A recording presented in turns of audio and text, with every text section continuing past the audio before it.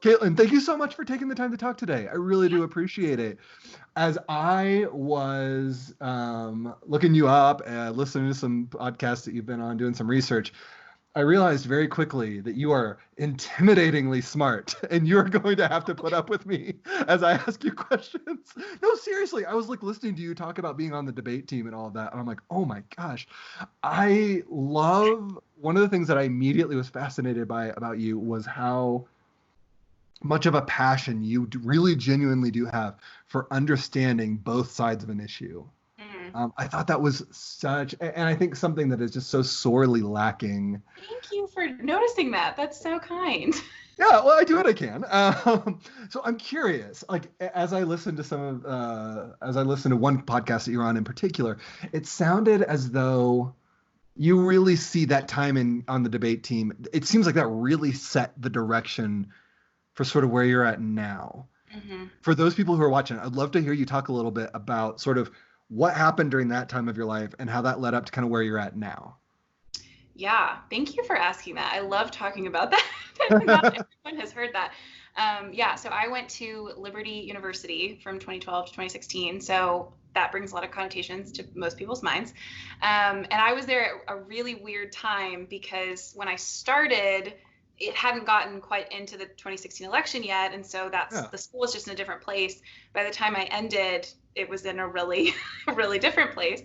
And I was one of the people writing about that and contributing to the reputation that you were absorbing. So apologies. Yeah. Oh no, it is certainly someone else's fault than yours. I agree. I strongly agree. Anyway, Go on. So it's just interesting so I had that experience of being at that school at that time. I actually started in the political science government department and transferred to history because I was getting really frustrated with how partisan and honestly just, I mean, like you had said earlier, it was just frustrating how little attention was paid to the other side of any argument. It was just one-sided and also just a caricature and kind of like just making fun of other people. And I was throughout that whole experience on the debate team where, I mean, it was the most academically rigorous experience of my life. It was a very diverse group of people that I was with. And so, you know, the first thing that you learn when you're a freshman, and policy debate is this very technical, fast, strange thing. It's not what most people imagine. The first thing that you learn is that you can sound really great, and that will get you points in like a high school debate competition or like with your grandparents or whatever. It will get you nothing in these types of debates. Like, you can sound really great and you will lose so fast. The important thing is having a really well-structured argument, having done a ridiculous amount of research, and being prepared to just go point by point through what anyone else says. And I think that process of doing really good research, and then also that process of being on both sides of everything. I mean, at a place like Liberty, who has had a debate team for a really long time, even with Jerry Falwell Sr., so quite a while ago, the debate team on campus had sort of a reputation for being like where some of the liberals were, which was not even accurate, but it was just like people who had any different kind of perspective. Sure. You know, there was a topic, there's a new topic every year. I mean, decades ago when Jerry Falwell Sr. was still the president, about abortion. It was about some particular Supreme Court case, and you were going, you know, affirmative or negative against whether this Supreme Court case should be overturned or something like that. And it was big news on campus that all of these Liberty students were taking all of these pro-abortion positions. And I don't think, probably especially back then, I don't think anyone on the team probably was pro-choice. But what a gift for them to have really researched both sides of that argument, and to have researched it. I think this also meant a lot to me, researched it in the context of actual particular policies and not just talking points or identity-based positions, or I'm a Christian and so I kind of have these general things. It was, okay, no, this very specific policy has come up. What are the pros and cons of all of these, you know, issues, instead of just having a really kind of simplistic, abstract idea about some things. You had to really get specific, and I am beyond thankful for that experience. So even I'd be interested in just briefly even hearing you talk about that. So were you going into that, would you have considered yourself in the pretty traditional evangelical sense, like very pro-life? Like at the beginning of it? And then like what happened as you went through that? Did you find how did you find yourself changing during all that? Yeah, I mean, I think when I started at Liberty, like I said, the conversation there wasn't as political when I started. We were in a Sure. lull of election seasons. But I think when I started, I mean, the way I grew up at the churches I was in, I would have said being a Christian means being a Republican. And I didn't even really have, I think, super strong opinions about a lot of the specific issues, but I knew you find out what the Republicans think, and then that's what you think. Mm. And I remember Mm. probably, I think up until that point, the one thing I had changed my mind on is I had a philosophy class in high school and I had done all this research on the death penalty and had decided I was against the death penalty. And my Mm. parents being kind of uncertain about that and kind of, so I think at that point, I had had one small Yeah. rebellious instance. I hadn't really changed my mind about anything. And then Sure. one of the things I did really early on, and this facilitated my shift out of the government department as well for my degree, was I took a political economics class the same semester where my job, they give us different things to research on the debate team, got, tons of students and we're all kind of divvying things up. My thing was to take our capitalism critique, which was this giant file, so many different theorists and ideas, but kind of all under that heading. Mm. And we had a giant critique of neoliberalism, and to take these two documents and like go through them, organize them, update them, all that stuff. And so the semester where I'm doing all of this reading and research and thinking and changing my mind about some things, but more than anything else, just going, this is more complicated than I thought. This is not, I mean, even among Christians, right? I'm reading throughout history, Christians who have thought different things about this. And then going to my political economics class and just hearing a caricature of not only, I think, a more liberal position, but even of a conservative position. I don't even think there was anything classical going on there. It was just, I mean, kind of angry and sort of simplistic, and sitting in the class and being like, I can't imagine going out into the world and having the experience. I mean, I'm sure the other students in my class were having other extracurricular kind of experiences, but I just remember thinking like, I would hate to be one of them that's only hearing this and not hearing the things that I'm hearing through the research I'm doing through debate. That's fascinating. So weirdly, we have had actually some similar journeys in that. Yeah. Like, what the thing you said that really hit me was I'm not even gonna. I'm too embarrassed to even name what the group was. I will just say this: I interned for an extremely conservative political nonprofit group in Washington D.C. We'll leave that there. But one of the best things that happened there is part of their internship program was like a master's level education in basically classical conservatism, and that was the part of this organization that actually took like intellectual rigor really seriously. And so I'm reading primary texts of all of and so what ended up actually happening, one of the things that ended up actually happening is I started saying like, well, wait a minute, most of what I'm being exposed to as sort of conservatism isn't even really conservatism. It's like, we're even bad at that. It's like, and there was this moment of like, if where I'm really identifying with you right now is a lack of nuance, a lack of depth, a lack of substance. So how did that launch you post college? Like, what did you find yourself like going after? Yeah, so I had spent most of that time thinking I was going to go to law school, and had its own long story, like most young people figuring their lives out, still am. I did what felt like a really extreme change and decided to go to seminary, which is interesting because it really did feel like I'm leaving behind all of these secular, lesser than questions of politics and culture and whatever, and I'm going to go learn the holy stuff and be a better, more faithful Christian. Really, I mean, I don't think I would have explicitly said that, but that was kind of my thinking. And I was in a really competitive environment. Debate in college is really competitive, and I kind of thought, that's what I'll do in law school. It's just be competitive and kind of sinful. And so I'm going to go do this other, which is hilarious. Anyone who's ever been to seminary or tried to do ministry knows there's the same temptations and competition and all that kind of stuff.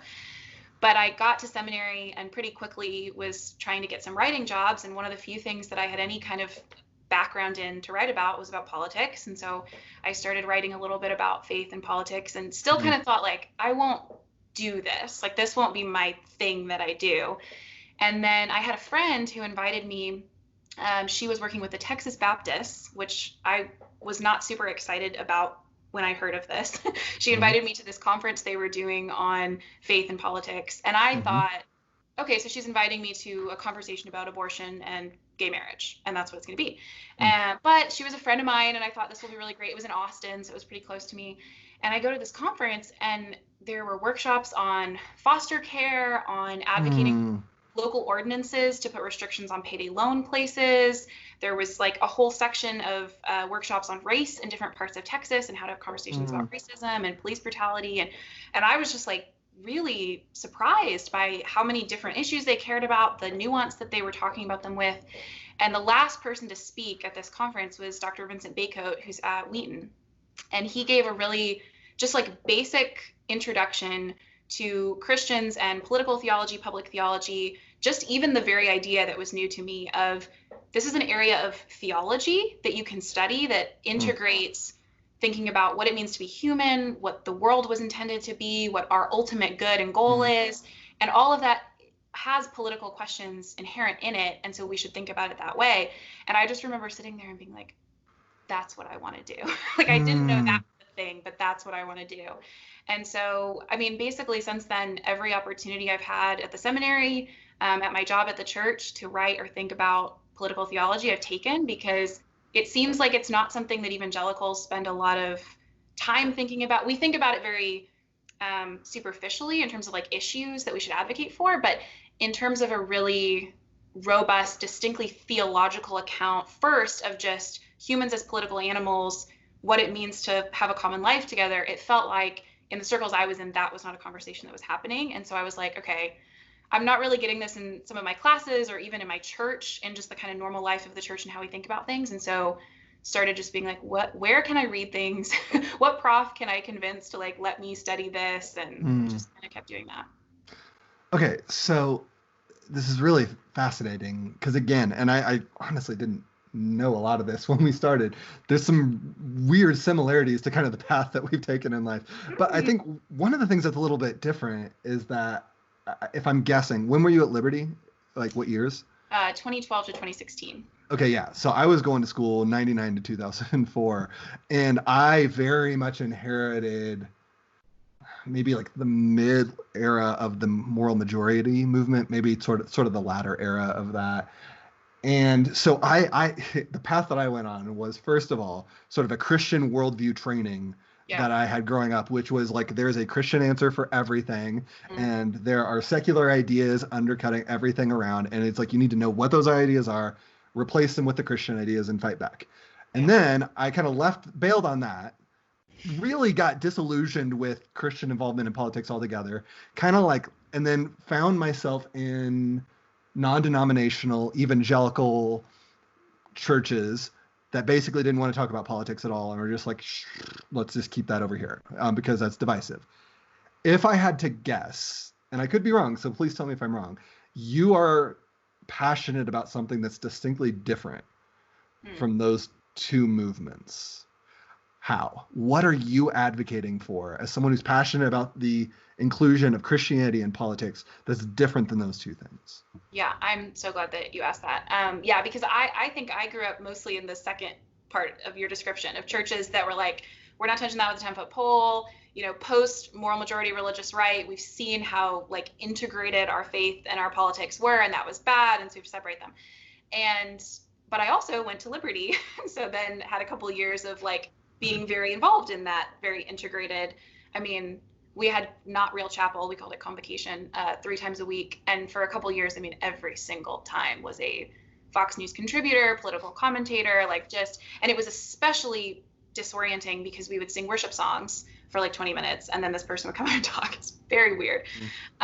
So it's not that, and not the kind of apolitical thing. I think there's a difference between Christians and churches who are very steeped in how the history of the church has thought about our life in the world as being inherently political because we live in political structures and there are political issues that affect our neighbors, and seeing those things as not a translation of our theology into the public realm or kind of passing through some hoops to get to it. That's the kind of, I think, hyper political, because we have a set of issues that we think of as Christian. And so we are really theological and Christian and like have some inner piety within our churches. And then we go out into the world with a set of principles and issues that we know to care about, and we're very engaged in that there. And I would rather us think of those as not distinct realms, as all part of our one life that we live in the world.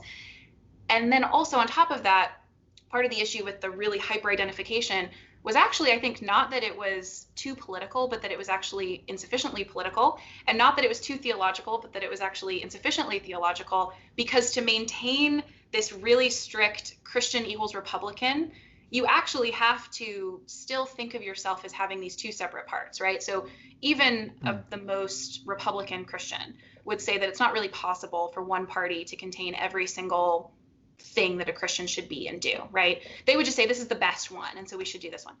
Part of what happens, though, when those identities become so combined is that you think, and Jerry Falwell, who I have the most exposure to his, talking and thinking over the years, embodies this really well. I mean, he did an interview a while back where he said, okay, there's two kingdoms. There's the heavenly kingdom and the earthly kingdom.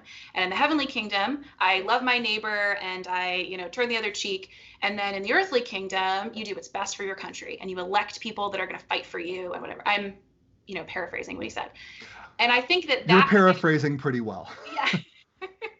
I think that kind of, as much as we've talked about the complication of those two identities as being too tightly knit together, in a weird way, anytime you have them tightly knit together, you actually have them quite separated at the same time, because you have to have that similar kind of Jerry Falwell thinking of there are a set of rules and obligations and responsibilities that I have as a Christian personally, and then I have a completely different set of rules and obligations and responsibilities when I go out into the world and the policies that I advocate for. So I might personally want to turn the other cheek or be generous with my finances or, whatever that looks like. But then politically, there's actually a really distinct different set of rules and responsibilities that I have externally. And there's a lot of really complicated history with how Christians have thought about that. That's obviously not a new Jerry Falwell idea that there are two kingdoms and an internal and an external person. But to me, that's what the hyper-political version of this has actually been. It hasn't been that we're so aware of the political implications of our faith. It's actually been that there's a different set of rules and responsibilities and obligations put on me in the political realm. And I might have an understanding of those because I'm a Christian, but I still think that the way I interact personally, the inner values that I hold are really distinct from the way that I interact with the world, if that makes sense. Yeah, it does. And so, I mean, what you just said to me, if you're right, explains quite a bit of the behavior and the language that we see everyday Christians using when they talk about politics. And so they're like, no, like our current president, no, I think his tweets are inappropriate. Clearly the man has done some things that aren't so good, but you know what?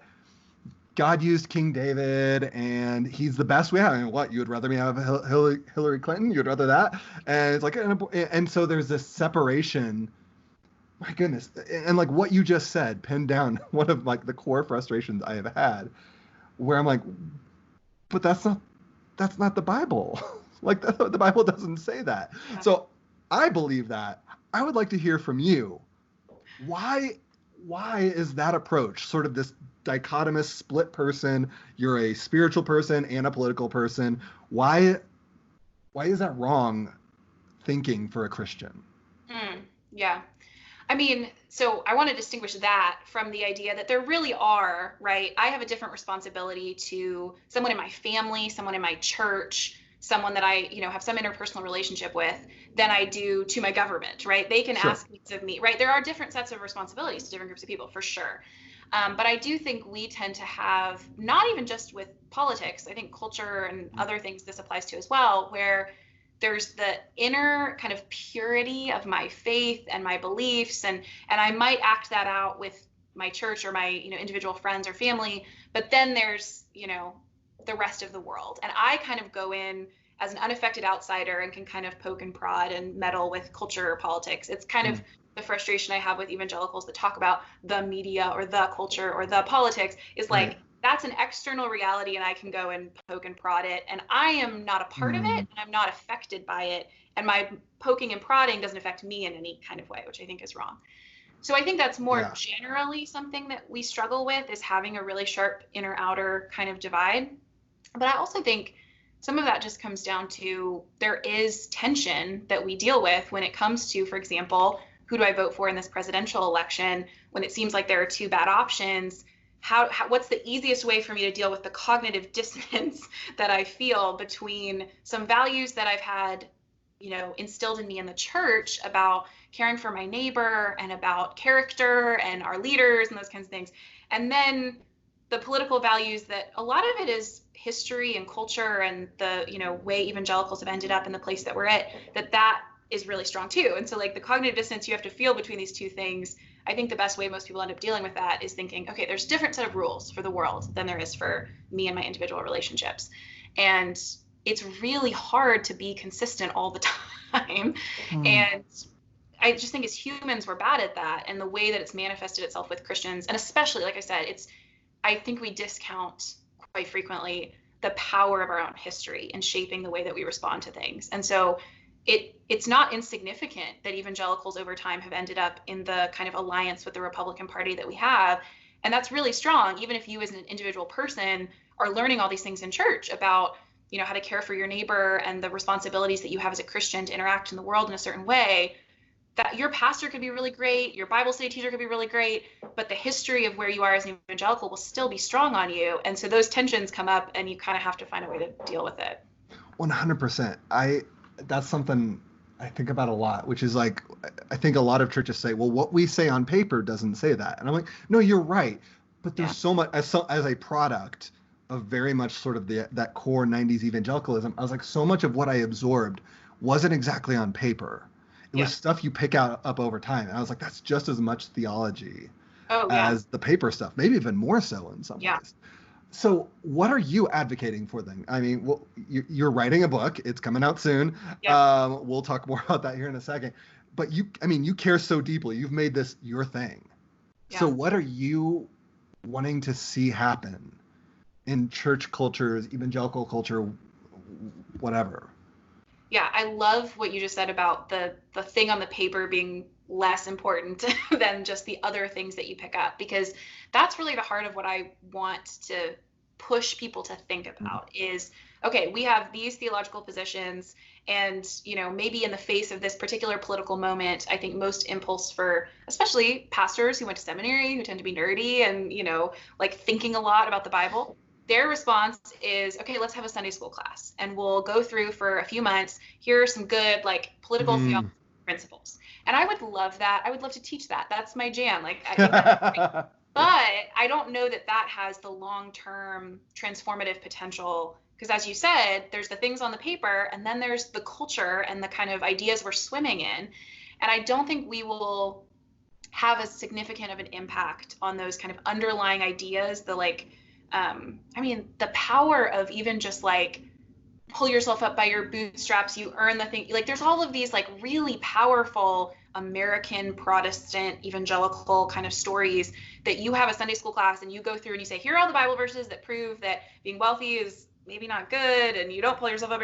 That won't necessarily change how strong that story has a hold on people. And so my passion is mostly to say, okay, actually, the church has had tools for thousands of years to instill a really strong story in people's lives. And most of those tools have been the corporate worship of the church, the spiritual disciplines, the sacraments, and having a really, bodily practiced over time kind of practices that can actually instill a culture so that the water that you're swimming in is a different kind of story than the story that's really powerful upon you.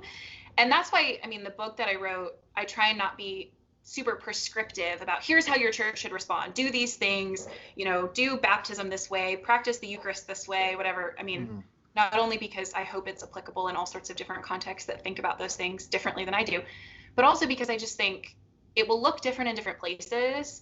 But maybe your first thought when you go, oh no, we're in a bad political place, how do we respond to this? Maybe your first thought is not, what class can we lead? What curriculum can we use? What ideas can we, transport into people's minds? But what practices can we use as a body in our particular church that might change that water that we're swimming in, that culture, those ideas that get picked up over time that are not the ones on the paper? If that makes sense. Our emotions, our affections, the things that stir our imaginations. Yeah. So it's like, I'm hearing you. Oh my gosh, this is so great. I love this because you are putting such great words to something I've felt for a while. Like one of the things that I found myself trying to explain to people is like, no, it worries me that if someone's watching 2 hours of cable news every day, and I don't even particularly, I do care a little bit, but like I mostly don't care which cable news channel we're talking about by and large. Yeah.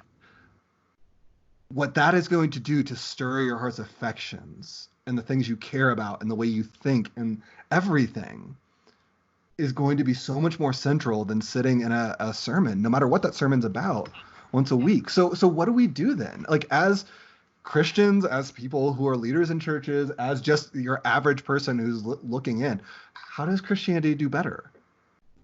Yeah, I mean, some of it, I talk very little in the book about preaching because I do think that's our go-to, is like, how do I Totally. give cognitive information to people? Totally. And even, when we're talking about this right now, one of the things churches are doing so often is giving like a statement or a sermon about racial justice. Like, how do we come up with like our response to this? And that's good and fine. And I mean, It's better. Great success, some of them are not good, but like some of them are good.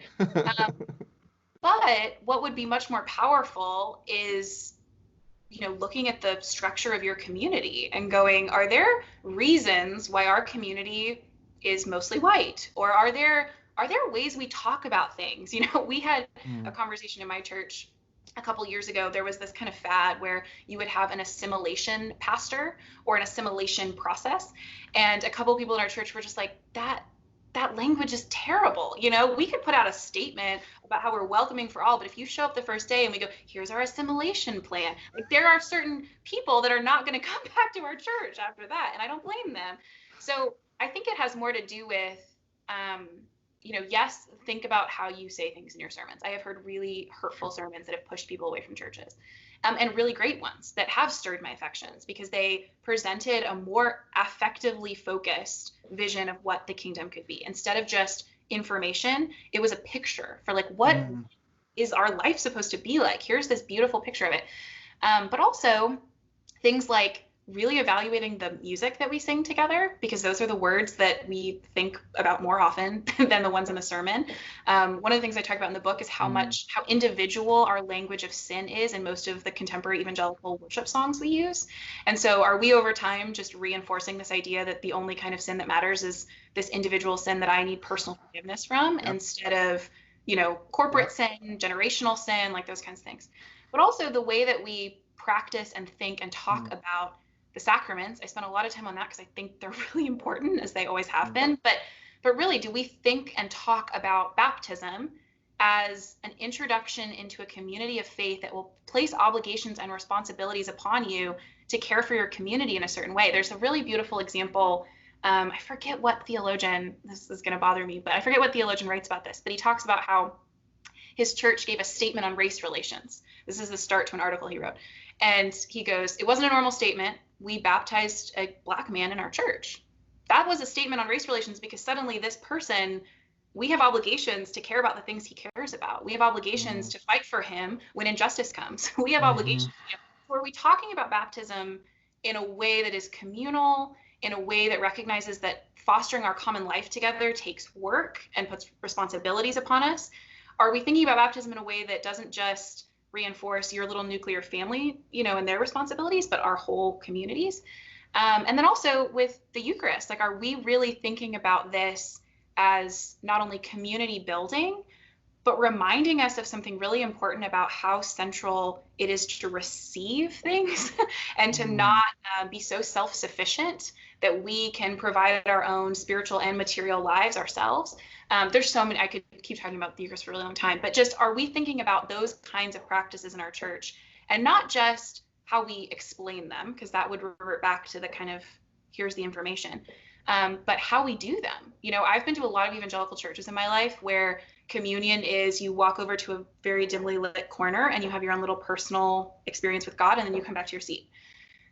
I don't know that communicates the same really important ideas about community that it normally could. Is it totally an individual experience? Is there someone else who's involved in it? Again, all of that will take shape in particular denominations and contexts and traditions in different ways. But the hope of the book is to say, these practices are intended to form us in ways that change the way we live our lives in the world in distinctly political ways. And if they're not doing that, I don't think it's that these things are the wrong tools. I think it might be that we're thinking about them wrong or we're doing them wrong.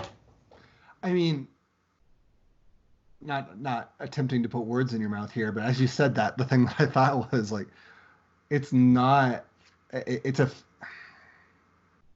how am I trying to say this? We have incorporated a secular ideology, if I can use that term, a secular view of politics, an American view, has weeded itself into all the different facets of the church, rather than the church bringing the kingdom of God into its culture, is what I hear you saying almost. Yeah, absolutely. So you talk in your book about the idea of confession as political activism. Yeah. I don't know what that means. Explain that to me. Yeah. So I have a chapter towards the end on Augustine. I mean, a really important figure for Christian political thought. And I talk about the parallels between his classic work, Confessions, and his other classic work, City of God. And we tend to think of Confessions as like the spiritual memoir, and City of God as like the pessimistic political treatise. And like these are very separate things and they don't have anything to do with each other. And so I spend the chapter talking about their parallels because I think they're really important, and I list a few of them, but one of the ones that I really love is thinking about how both Confessions, the book, and City of God, the book, are a form of confession. And even in Confessions itself, the book, there's a description of what that means that is not what we tend to think confession means. We tend to think confession means admission of guilt, or like, I've done this wrong thing. The way that he uses it, and kind of what even the word meant itself at the time, was more about both a recognition that things are not the way they are supposed to be, a longing for them to be made right, and kind of an expectation and praise that they will one day be made right, that we're not longing in vain, that they really will be restored. And part of that makes sense, right? We can't know what we're confessing is wrong until we also have a standard against which to judge it.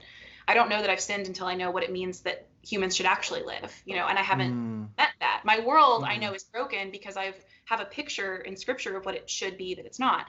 And so part of what that means, I think, with what pastors should be doing, what church leaders should be doing in terms of confession as political activism, that both Confessions, the book, and City of God, the book, do, is they take a story of the world and they re-narrate it to say, like, here's actually where we've gotten things wrong. So in Confessions, you've got the story of Augustine, who he could have a very, like, pulled himself up by his bootstraps. He has kind of a lower class background, parents of two different ethnicities coming from the African province in the Roman Empire, and becoming this really important person who has all of this rhetorical skill and education, and in his context could be this great story of success and power.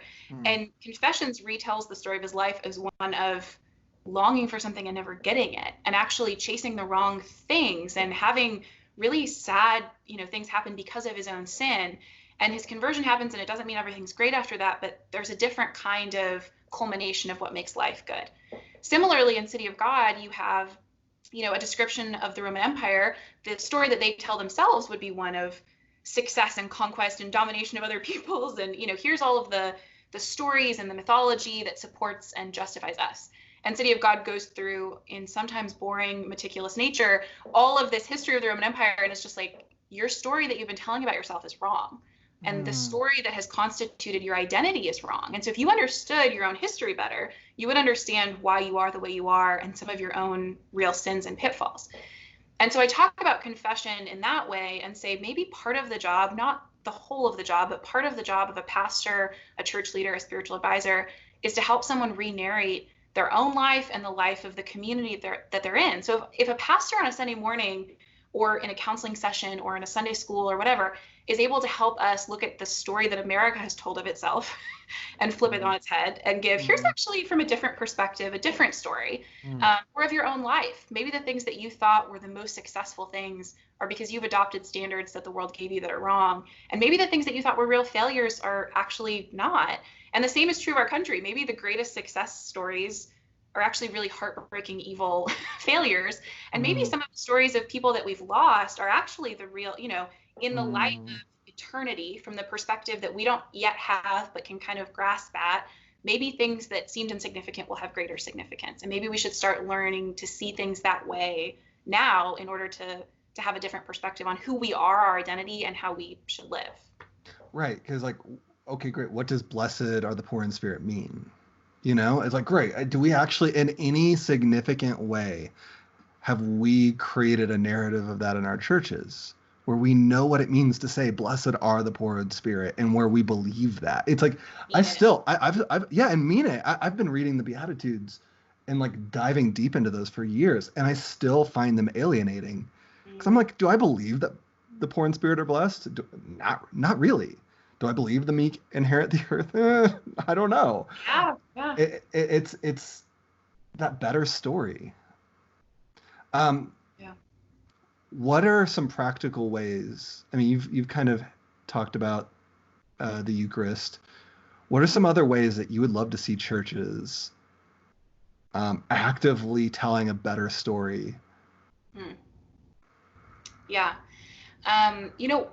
To kind of give an example that might be a little closer to what people are used to, thinking differently about Scripture and how we preach and teach Scripture, if that feels like at least a little closer to what your normal response to things is, like I said before, to go, okay, if I recognize that the really powerful formative forces in my congregation's life are probably not the kind of stale ideas, like someone's not coming by their house or, their work and saying, here are the secular ideas that you must believe. They're not, that's Sure. not really, how it's happening. Like you said, they're sitting and watching the news. They're, watching also, movies and TV shows and listening to podcasts and reading books and all of these things that tell a really strong affective story. And That's right. Early in the book, I go through a few examples that I think are the most troublesome and the most distinctly political that could shape the way that we engage politically. And so there's stories about, wealth and poverty. There's stories about security and like prioritizing both our national and our physical security really strongly. There's stories about the greatness of our country and being patriotic. There's stories about race and supremacy of, even if I won't distinctively say of white people, I'll say of people like me who grew up the way I grew up, but on some level it would be right. And those stories, again, part of their power is that I wouldn't say them outright. I wouldn't say I actually think that wealthy people are better or more moral. But a lot of the media I consume actually tells it, there's a certain story that's told that I take in whether I mean to or not. And so going back to the sermons and the Bible studies and whatever, one, knowing those stories and recognizing how powerful they are in people's lives.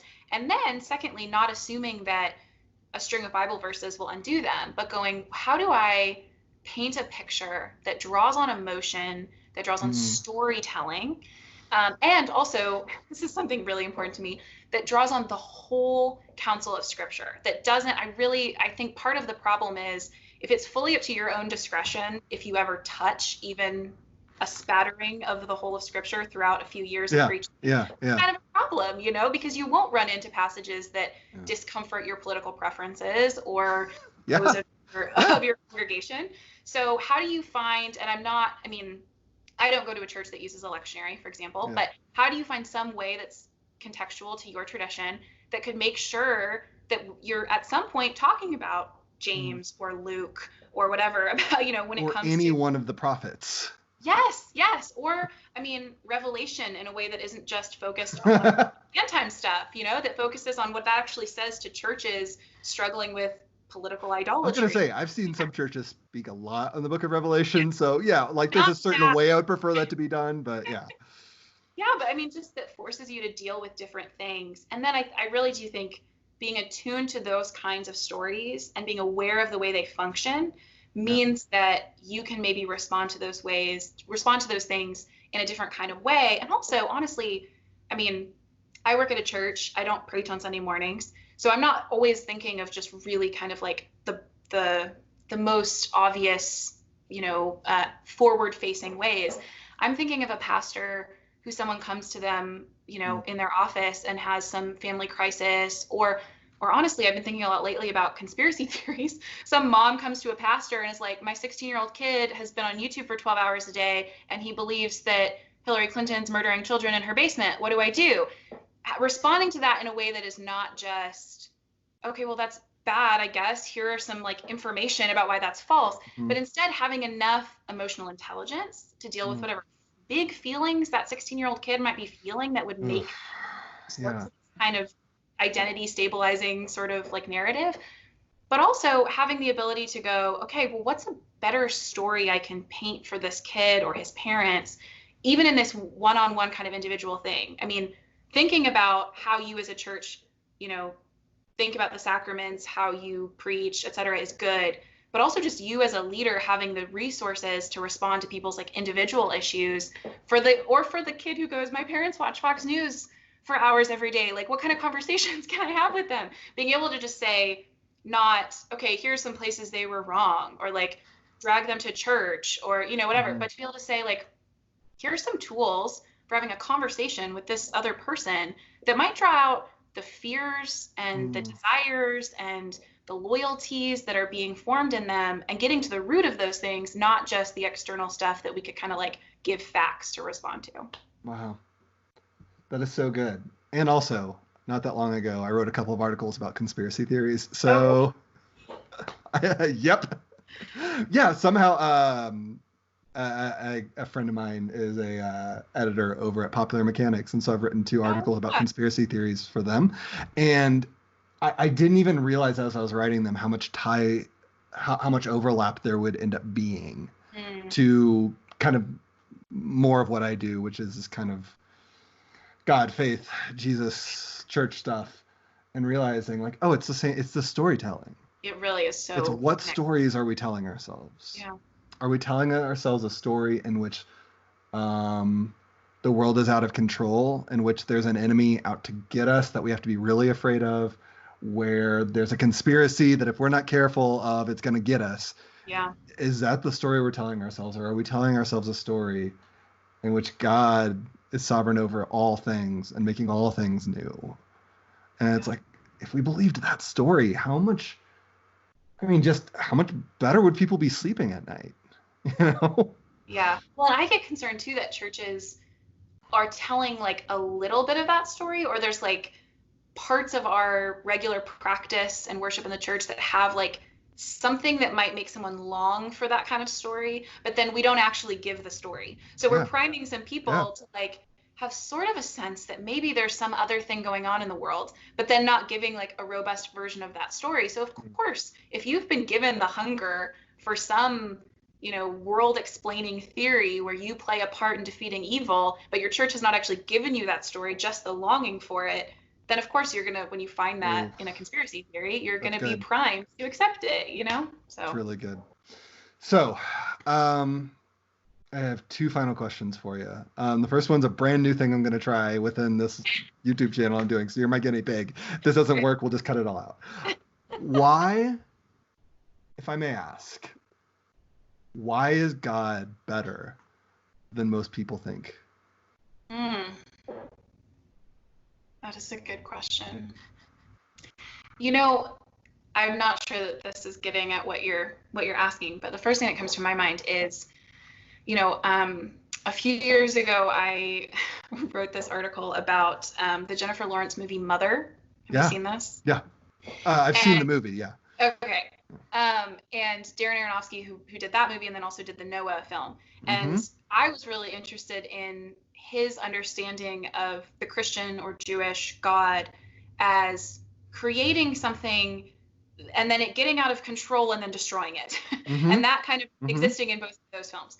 And how often even Christians, who Darren Aronofsky is not a Christian, but who Christians confirm that view of God that he shows in the way that we talk about things, because it tends to be, even outside of the story of Noah, but really in the story of the end of times, the way we tend to tell it is, okay, things have gotten so bad, it's so out of control. God meant for it to go one way, but then it just like got out of hand and he couldn't stop it. And so just like with Noah, the only option he has left, he's so constrained in his options that all he can do now is just wipe it all out and start over.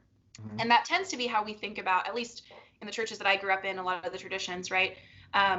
Why polish the brass on a sinking ship? Or like D.L. Moody has this line about like, it's all sinking, and so God's put me on a lifeboat and told me save as many as you can, and there's this world just is not our home, that kind of stuff. Yeah. Yes. And so I tend to think about that in terms of, oh, that's bad eschatology. No, I actually think the world is not headed for destruction and doom, that there will be redemption and restoration, and that the vision of our eternal lives is not sitting in clouds twiddling our thumbs, but like doing the work of creation, the kinds of things we love doing now, but perfected and restored and in communion with God. And I tend to think of that as like an eschatological problem. But the more I've thought about it, the more I've thought it betrays how little we think God can do, how powerless we think he is, how uncreative he is, that he just has to keep like wiping the slate clean and starting over, instead of going, how much better is it that we worship a God who has, for whatever reason, allowed things to be the way they are now. I don't know how to answer the whole problem of evil, but you don't? I don't know. I'm almost done with seminary, and I thought no, they don't teach you that till the very, very end. The very end. Yeah, that's when you find out the answer to evil. Anyway, go ahead. I'm really looking forward to that. Yeah, it's gonna be a good one. but really, that at the very least, the thing that I know that is better is that his goal is not in the end to just destroy everything and start over, but that he has made promises to us and he is faithful to them. And part of what that will look like is restoring and redeeming, and that we get to experience glimpses of that now, that it's not hopeless to see restoration and redemption on earth, right. That it's not just a question of like, and some of this comes from, again, the churches I grew up in, where it was like part of the end time stories that things have to be getting worse now than they ever have. Yep. And so even if we think there are some good things, we have to sort of portray them as bad things. And some, like, well, it's like the best case scenario, a good day is a day that you staved off the rapture for like another week, maybe. Right. Like that's really the win. I mean, no one quite says it that way, but really when you think about it, it's, we are trying to keep America from going down the drains as long as possible, but that is what's going to happen eventually. Right. And that's so, like, it's such a sad way of not only thinking about the future, but then thinking about what we can do now. It's like, the sum total of your political and cultural work should just be like keeping things sort of okay, no one killing anyone else, like, instead of being like, what are more creative possibilities for things that we could do? And I really do think part of that's rooted in, if you think that God himself is so constrained to just destroying everything and starting over, then who would you, how could you possibly think you have any, potential to create something good on earth? If he can't even do it, then you couldn't. Instead of, he is going to do that, and you get to participate in that, and that's good news. What a wonderful answer. So what I would ask anyone watching this to do is to go be a good storyteller. I think that's what I hear Kaitlyn calling us to, is to learn what the really good story is that encompasses every part of life, even and especially politics, and to go tell it well. And it challenges me as someone who is passionate about leading the church to figure out how to do that. This is so great, Kaitlyn. Thank you for this. One last question for you. For those people who are watching who are praying types, how can we be praying for you? Oh, that is such a sweet question. I guess for me, I mean, in the work that I want to continue doing, and in this particular book, just that it would really reach people who would have receptive hearts to hear it. Sometimes it's easy, I'm sure you know this, like writing stuff and getting really just caught up in like, have I done a good job, and have people responded to it well, and do the people that I respect who already think the same things I think do it, But I'm really trying to keep my focus on, in my own prayers, going, if I really want this to make any sort of difference, this book or anything else I do in the future, I really have to be thinking about, how are people responding who don't agree with me, who might have some ability in their churches and their communities to push people to really seek flourishing in the places that they're in, and to not be constrained by truly false gospels that try and, get us focused on the wrong kinds of things and seeking the wrong kinds of things. And so I guess, I mean, for my work and for this book, that, but also just beyond that, like just praying for, I really do believe that we don't have to be so pessimistic about the place evangelicals are in. I'm tempted towards it all the time, but if I believe that God is real, and if I believe all that stuff I just said about redemption and creation, then I have to really believe that he has not forsaken any of us, including even those evangelicals that frustrate me. that really make me pessimistic. And so that's been my prayer lately, is to continue to have those kinds of conversations with people, and then also just to pray for God to do with them and with me what I know I cannot do with them or with me, which is to change my heart and to make me long for his kingdom more than anything else. Man. Kaitlyn, thank you so much. Lastly, if anyone wants more Kaitlyn in their life, if they're hearing all this and they're like, I need more of this, how do they go about that? Twitter is a great place to go, at Kaitlyn Schiess, or my website's CaitlinSchiess.com. I would love for you to read my book that's coming out in September. It's called The Liturgy of Politics, and the subtitle, which I like more than the title, honestly, is Spiritual Formation for the Sake of Our Neighbor. Love it, love it, love it. Kaitlyn, thank you so much for your time. Really appreciate it.